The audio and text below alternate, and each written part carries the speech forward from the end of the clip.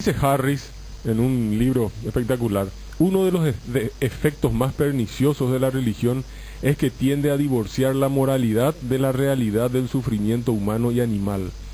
La religión permite que la gente crea que sus preocupaciones son morales cuando no lo son, es decir, cuando no tienen nada que ver con el sufrimiento o su alivio. Porque este tema de la moral pues tiene que ver con el sufrimiento de la gente. Por eso que no tenemos un sentimiento moral hacia una piedra. Sí, la moral está basada en evitar sufrimiento de los seres vivos. Así mismo. Entonces, de hecho la religión permite a la gente creer que sus preocupaciones son morales cuando son de lo más inmorales. O sea, cuando nos hacen infligir sufrimientos horribles e innecesarios a los seres humanos inocentes. Eso explica por qué los cristianos se preocupan más por los embriones humanos que por la promesa salvadora de la investigación con células madre. Y eso explica por qué los cristianos predican, empezando por el Papa, contra el uso del condón en el África subsahariana cuando millones de personas mueren cada año de SIDA.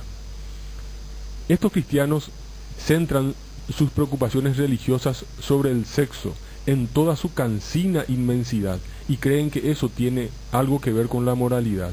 Pero los esfuerzos de esta gente para constreñir la conducta sexual de los adultos o para desanimar a los adolescentes de tener sexo prematrimonial casi nunca se centran en el alivio del sufrimiento humano. De hecho, parece que eso de aliviar el sufrimiento está muy atrás en la lista de prioridades cristianas.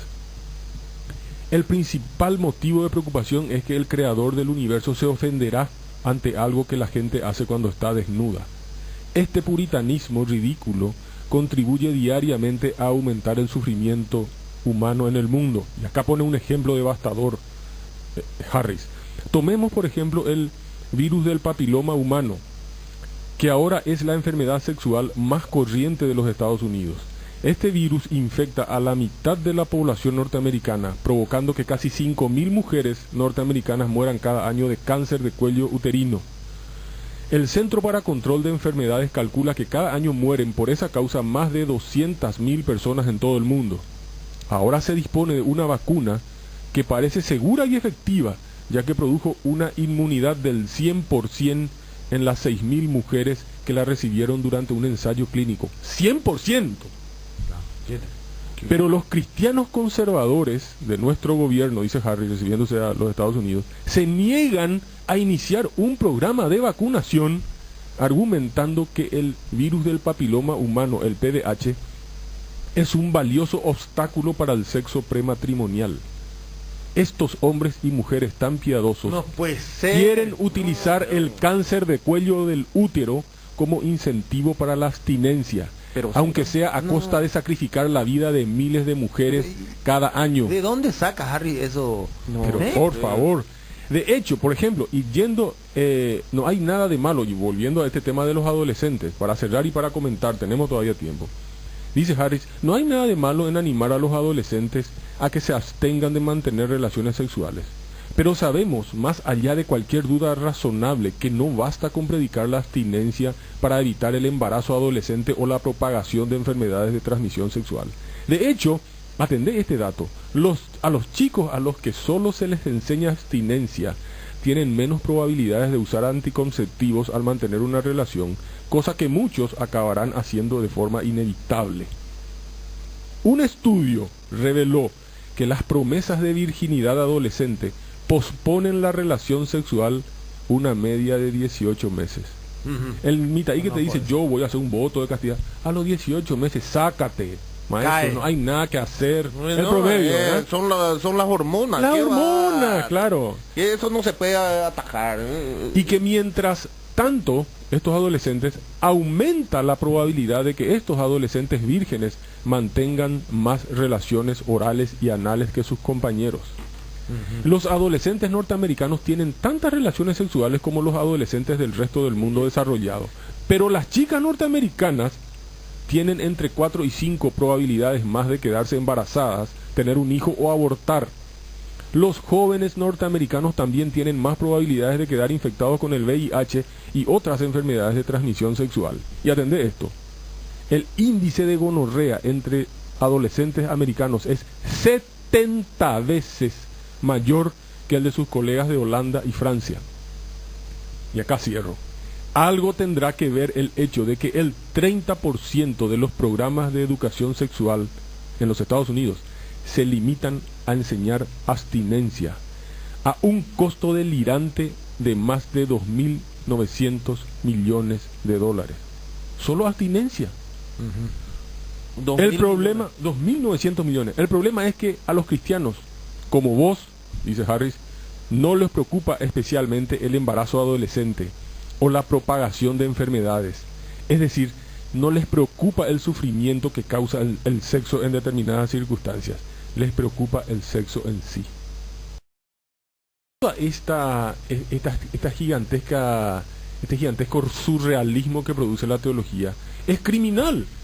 Porque a esos chicos a los que solamente se le enseña, se le dice, no vayas a pistolear, no vayas a coger, no hagas nada, rezala al Señor y pedirle que te cubra con su sangre para protegerte de las tentaciones de Satán.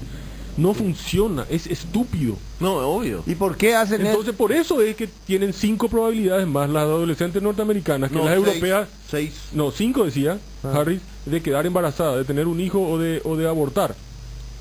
Y tienen 70 veces, ese es un dato, 70 veces más gonorrea que sus colegas de Holanda y de Francia, donde sí las instituciones públicas le enseñan a los chicos, ¿sabes qué?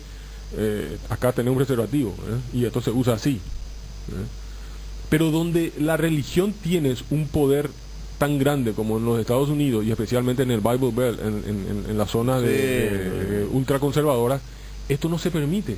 Solamente se gasta una enorme fortuna en predicar el absurdo, en predicar la abstinencia. Pero si esta gente llevó adelante ahí en el Bible Belt, donde comienza, que es el sur de Ohio y Kentucky para abajo, esta gente se fue y construyó un museo creacionista. Sí, pero no me salga el tema. No, pero es que estamos hablando de gente que es capaz de cualquier cosa en aras a justificar lo injustificable. Claro. Tratando, pues, en definitiva, ¿de qué hablamos ahí? De ciencia. Y como la ciencia, bueno, la evolución es parte del mundo científico, entonces hacen esas acrobacias y esos malabarismos tratando de salvar. No hablamos solo de ciencia, acá hablamos de moral. Hablamos de qué es lo que ellos consideran moral. Ellos consideran moral enseñarle a los niños, a los chicos, a no tener sexo prematrimonial. Pero eso es lo que dice Harris. No le importa el verdadero sufrimiento humano que produce el contagio de enfermedades. Porque lo que si eso les preocupara, estarían diciendo, ¿sabes qué? Vamos a hacer esto porque estadísticamente hablando, esto es lo que funciona. Bueno, hagamos Jorge, pero de todos modos, quiere una decir vez que ellos más, basan la moralidad en otra cosa, ¿verdad? Una vez más. Su moralidad tiene que ver con no ofender a Dios. Y bueno, por no eso. importa el sufrimiento humano, lo que importa es no ofender a Dios. Claro. O sea, una vez más estamos en el choque entre ciencia y teología, porque esto es lo que tenés que hacer. Le podés enseñar abstinencia a los chicos, pero bueno, también decirles, si ustedes van a tener relaciones, sepan que se exponen a estos riesgos y contra estos riesgos ustedes pueden combatir de esta manera. Acá tienen profilácticos, tienen... eso le está facilitando las cosas a que esta gente le ofenda a Dios. Pero por eso que es tan valioso el papiloma humano. Por eso es que es tan valioso que después de todo que unas cuantas verrugas genitales y un poco de cáncer de no hace nada, dijo, con tal de que no se le ofenda a Dios. Que una mujer sufra de cáncer del cuello uterino, qué poca cosa es comparado con una ofensa a la divinidad. Pero ese es el razonamiento, Jorge. Ya sé que es el razonamiento. Sí, claro. Yo te digo nomás, no es una conversación, o sea, un debate que cae estrictamente en el tema de la moralidad. Es un clásico debate entre ciencia y religión. Pero claro, solamente esta es una arista. Esta es una arista, no. Es una arista, pero tremendo Harris, una vez más. No, tremendo, y acá cierra con librito es... Sí, no, y acá cierra acá cierra el por si esto necesitara alguna corroboración, dice para ustedes, monseñores. Reginald Finger, miembro evangélico del Comité Asesor sobre Prácticas Inmunizadoras del Centro del Control de Enfermedades, anunció recientemente que de haber una vacuna para el VIH, se plantearía oponerse a ella condenando así a millones de personas a morir innecesariamente de SIDA cada año. Porque esa vacuna promovería el sexo prematrimonial al hacerlo menos arriesgado.